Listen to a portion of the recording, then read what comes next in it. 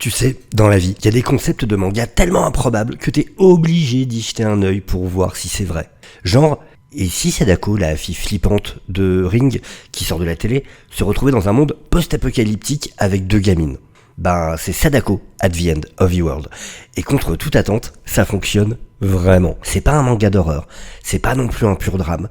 C'est un petit one-shot étrange, doux, triste, drôle, franchement très touchant. Et aujourd'hui, on va voir pourquoi ce mélange entre la reine du J-horror et un road trip post-apo est bien plus malin qu'il n'y paraît. Bienvenue à toi, on est sur Manga Saucisse. C'est l'émission Manga Typique, l'émission dans laquelle j'essaye de te trouver des petites perles improbables, what the fuck, étonnantes, et je suis très content de ma trouvaille d'aujourd'hui. Parce que oui, on va donc parler de Sadako at the End of the World, qui est un one-shot sorti au Japon en 2019, écrit et dessiné par Koma Natsumi, avec la supervision directe de Koji Suzuki, l'auteur original des romans Ring, parce que oui, c'est pas juste un délire de fan, c'est une vraie relecture officielle du personnage. Je ne crois pas que le manga ait été publié en France, mais n'hésitez pas à me corriger dans les commentaires si c'est le cas. En tout cas, c'est très compliqué de trouver des infos sur l'autrice. J'ai rien trouvé. C'est aussi simple.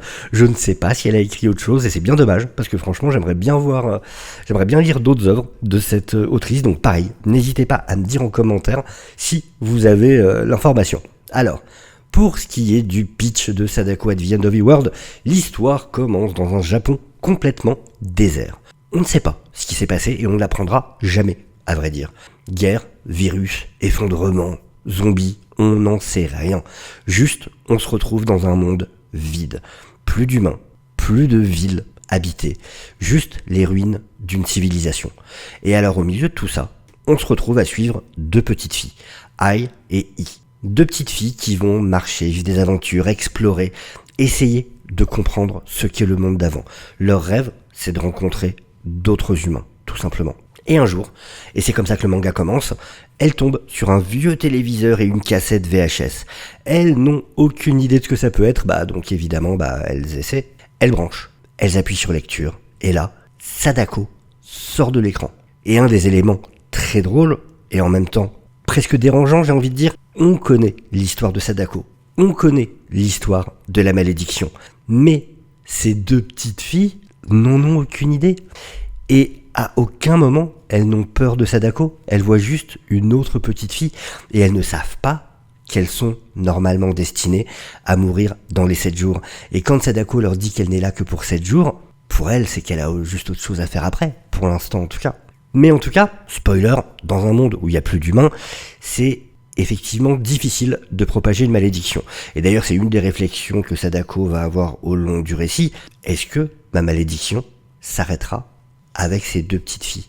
Mais, de par ce manque total de peur de la part de Ai et I, Sadako devient un peu leur 3e compagnon de route, un peu comme une grande sœur. Les filles, comme je vous ai dit, ne sont absolument pas effrayées, elles la trouvent même rigolote, et ensemble, elles vont voyager dans ce monde vide en essayant de trouver d'autres survivants, ou au moins des raisons de continuer à avancer. Et encore une fois, tout le charme du manga vient de là, cette rencontre improbable entre l'innocence absolue et l'incarnation de la peur. Ce que j'adore vraiment dans ce manga, c'est la manière dont ça traite Sadako. Parce qu'on parle quand même d'une figure d'horreur mythique. Dans Ring, c'est un esprit de vengeance né de la haine et de la douleur, un symbole du mal diffusé par la technologie. Ici, tout ça n'a plus aucun sens. La civilisation est morte, les télés sont éteintes, et les humains, il y en a plus assez pour me dire qui que ce soit. Sadako devient donc une sorte d'ombre d'elle-même, une créature qui ne sait plus vraiment à quoi elle sert. Et ça, c'est hyper intéressant, parce que pour la première fois, elle est humaine, elle est humanisée. Enfin, façon de parler. Elle n'est plus un monstre. Elle ne comprend pas ces 2 gamines qui ne la craignent pas. Elle essaie maladroitement de les protéger et au fil des pages, elle va même s'attacher à elles. Et là où le film Ring parlait de peur contagieuse, ce manga, lui, il parle de tendresse contagieuse. Sadako, c'est un peu la dernière trace du monde d'avant. Une mémoire vivante qui erre dans les ruines et qui finit par apprendre à sourire. Ai et I sont le cœur émotionnel du manga. Ai, la grande, c'est la raisonnable et en même temps pleine d'espoir. C'est elle qui pousse sa sœur à continuer à marcher, à chercher des gens, à croire qu'il reste quelque chose là dehors. I, la petite, c'est l'énergie pure. Elle a cette naïveté touchante des enfants qui ne connaissent pas la peur. Quand Sadako sort de la télé, elle ne panique pas. Elle la regarde, elle lui parle, elle la trouve super cool. Et c'est ce contraste entre leur innocence et l'univers dévasté qui donne au manga son ton si particulier. On est dans un monde où la mort et la solitude ont tout avalé. Mais ces deux gamines continuent d'y mettre de la vie, juste par leur façon d'être. Et Sadako, au milieu d'elle, c'est presque une grande sœur maladroite, un fantôme qui découvre la chaleur humaine pour la première fois. Pour ce qui est des thèmes, d'habitude, dans les histoires post-apo, on a des guerres, des mutants, du sang, de la survie hardcore. Ici, rien de tout ça. Le monde est mort, mais il est calme. C'est une apocalypse tranquille, presque poétique. Les villes sont silencieuses, la nuit reprend ses droits, et les filles errent dans ce décor comme dans un grand musée de la mémoire. Le manga ne dit pas pourquoi le monde s'est éteint, il te demande juste « Et maintenant, qu'est-ce qu'il reste ?» Et ce qu'il reste, c'est une télé qui grésille, deux gamines et un fantôme. Et bien évidemment, les quelques personnages qu'elles vont rencontrer au fil de leurs aventures. Je vous l'ai pas dit, je crois, mais c'est un récit assez court, qui doit faire une centaine de pages, et voilà, au fil de leurs aventures, elles vont rencontrer quelques personnages. J'ai pas dit non plus que je ferai une petite partie spoiler à la fin, parce qu'il y a quelques éléments que je ne veux pas révéler pour ceux qui voudraient d'abord aller lire cette histoire, mais il y a des choses dont il faut quand même que je parle, mais voilà, je le ferai à la fin, où là je pourrais révéler certains twists du manga. Pour ce qui est de la mémoire et de la technologie, la cassette, c'est le symbole parfait du manga. C'est un objet du passé, un truc oublié, et pourtant, c'est ce qui relie le monde ancien à celui de ces petites filles. Regarder la cassette, c'est littéralement réveiller la mémoire. Et Sadako, dans cette lecture-là, devient une métaphore de la mémoire collective. Elle est née de la technologie, mais maintenant que tout s'est effondré, c'est elle qui garde une trace de ce que les humains étaient. Il y a quelque chose de très beau là-dedans. L'idée que même la peur, même les monstres, peuvent devenir des gardiens du souvenir. Le plus fort, c'est que le manga réussit à faire passer Sadako de figure d'horreur à figure d'amour, sans jamais trahir ce qu'elle est. Elle reste mystérieuse, inquiétante, presque spectralement drôle, mais on finit par s'attacher à elle. D'ailleurs, c'est assez marrant, parce qu'il y a vraiment des scènes qui reprennent les plans habituels. Je pense à une, par exemple, où la petite fille cherche Sadako, on voit qu'elle est derrière la petite fille, quand elle se retourne, bim, elle se retrouve pile devant elle. Et ce qui est vraiment le type de scare jump qu'on a dans les films d'horreur, sauf qu'ici, on a une petite fille qui est hyper attachée déjà à Sadako, et donc quand elle apparaît devant elle, c'est juste « Ah t'étais là !» qui la prend dans ses bras, et vraiment reprendre cette esthétique, ces tropes du film d'horreur, les twister dans ce monde où il n'y a pas de peur par rapport à elle, j'ai trouvé ça hyper bien foutu. Et vraiment, toute cette transformation, ça marche grâce à la relation avec les filles. Elles lui apprennent ce qu'est la bienveillance, la curiosité, la chaleur. Et Sadako, à sa manière, leur apprend la prudence, le danger, la peur. Mais une peur qui devient quelque chose d'humain. C'est une inversion totale du mythe, et c'est ça qui rend le manga si spécial. Pour ce qui est du dessin, visuellement, le manga est superbe dans sa simplicité. Koma Natsumi n'essaie pas d'en mettre plein la vue. Son trait est clair, épuré, mais ultra expressif. Les décors sont vides, parfois réduits à quelques lignes, et ça marche, parce que ce vide, il te pèse. Tu sens la solitude dans chaque page. Et au milieu de ça, Sadako, avec ses longs cheveux noirs et sa robe blanche, devient un point de contraste, un symbole d'ombre dans un monde déjà éteint. Mais Koma Natsumi réussit à la rendre attachante, voire un peu mignonne, sans jamais la ridiculiser. Elle garde son aura flippante, mais elle devient touchante. C'est ce qui l'entoure qui modifie notre vision d'elle. Ce qui franchement est un exploit. Réussir à faire à dire « Oh !» à propos de Sadako, c'est du génie. Pourquoi devriez-vous lire Sadako at the End of the World ? Eh bien déjà parce que c'est court, c'est poétique, et ça dit beaucoup plus que ce qu'on pourrait croire. C'est une réécriture très intelligente d'un mythe d'horreur japonaise, une histoire sur la mémoire, la peur, la solitude, mais aussi sur ce qui reste d'humain quand tout le reste a disparu. Et honnêtement, c'est le genre de manga que tu lis d'une traite, que tu fermes doucement à la fin et que tu poses en silence, parce que tu as besoin de respirer un peu. Donc tu vas rester assis là, tu vas te préparer un petit thé, et tu vas rester ou un café, et tu vas rester là à réfléchir, à te demander « Qu'est-ce que je viens de lire ? Pourquoi ça me fait cet effet-là ? Et est-ce que la fin c'était vraiment ça ? Parce que waouh !» En conclusion, Sadako at the End of the World, c'est une petite leçon de narration. C'est la preuve qu'on peut prendre une icône de l'horreur, la sortir de son contexte et en faire un miroir de notre humanité. paradoxalement, c'est peut-être le manga le plus humain que Sadako ait jamais inspiré. Alors, si vous cherchez une lecture courte, originale, et qui vous reste dans la tête, foncez.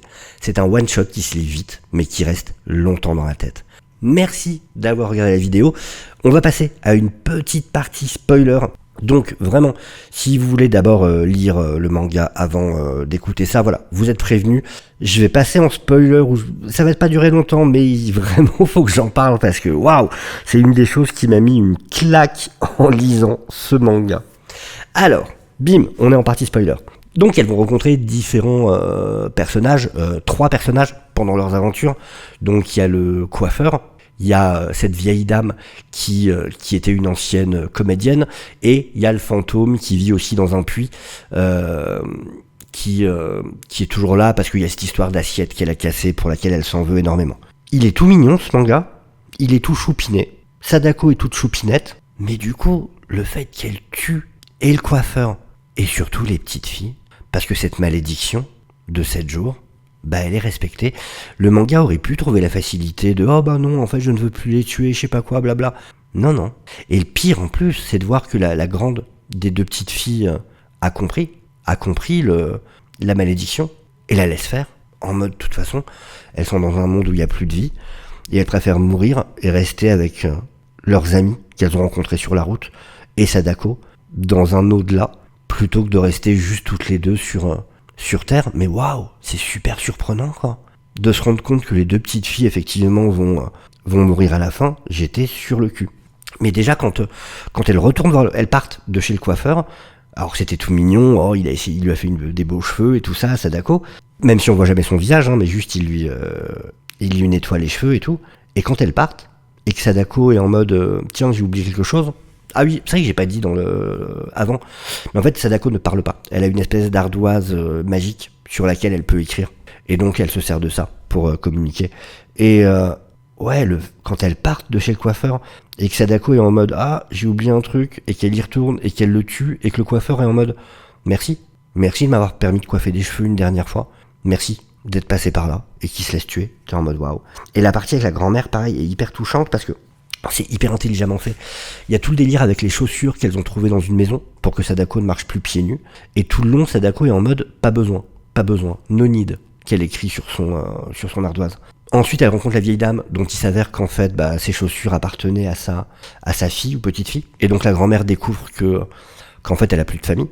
Quand les gamines partent, on s'attend à ce qu'encore une fois, Sadako revienne en arrière, mais elle remontre ce panneau no need. On voit par la fenêtre la grand-mère, et on comprend qu'en fait avec son âge, de toute façon, elle meurt de vieillesse. En plus avec le fait de savoir qu'elle a plus vraiment de but, que sa famille n'est plus là, juste elle se laisse à ce moment-là mourir, et du coup le no-need qu'on a vu pendant tout le long de Sadako sur son ardoise prend un tout autre sens, en mode je n'ai pas besoin de retourner la tuer.